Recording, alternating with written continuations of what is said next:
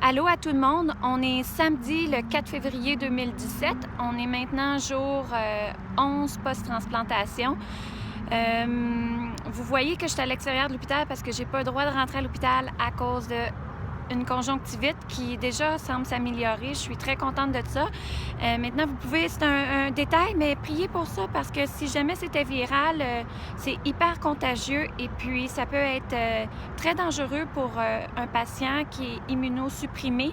Donc, il ne faudrait surtout pas que je transmette ça à Caleb. Voici la raison pourquoi, pour l'instant, je n'ai pas le droit de retourner à son chevet. Donc, des nouvelles. Alors, vous savez comment est-ce qu'il a crashé, qu'il s'est retrouvé aux soins intensifs. Maintenant, sa condition s'est beaucoup stabilisée et puis il a été transféré aussi à peine 24 heures après être entré aux soins intensifs aigus. Il n'a pas eu besoin d'être intubé, il n'a pas eu besoin de faire de la dialyse. Et puis, il a été transféré ensuite hier après-midi aux soins intermédiaires, toujours aux soins intensifs. La grosse chose depuis, c'est qu'on a une excellente nouvelle, c'est que la moelle commence vraiment à prendre racine et à s'installer dans son corps. Maintenant, la tempête de cytokine, là, le syndrome de Engraftment, est toujours là, bien qu'il commence tranquillement à s'estomper.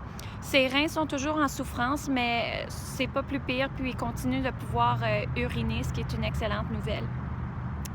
Maintenant, Caleb a été vraiment en souffrance les 48 dernières heures, physiquement. Pour la première fois cet après-midi, il dort paisiblement. On était capable d'ajuster plusieurs médicaments et alors que sa situation commence tranquillement à s'améliorer, bien, on est plus en mesure de le soulager. Puis ça, c'est un grand réconfort pour le cœur de maman et papa, parce que je pense que s'il y a une des choses qui est les plus difficiles, c'est lorsqu'on voit notre enfant en souffrance. Que Stéphane, bien qu'il s'est retrouvé seul à son chevet sans mon aide, grand-papa Serge est toujours là et puis le supporte. Alors, on est reconnaissant pour vos prières et puis on est plein de joie aujourd'hui. On a l'espoir de croire que avec la tempête qui était agressive, ça a peut-être permis de pouvoir tuer les cellules cancéreuses qui étaient enracinées, qui étaient impossibles de pouvoir éradiquer.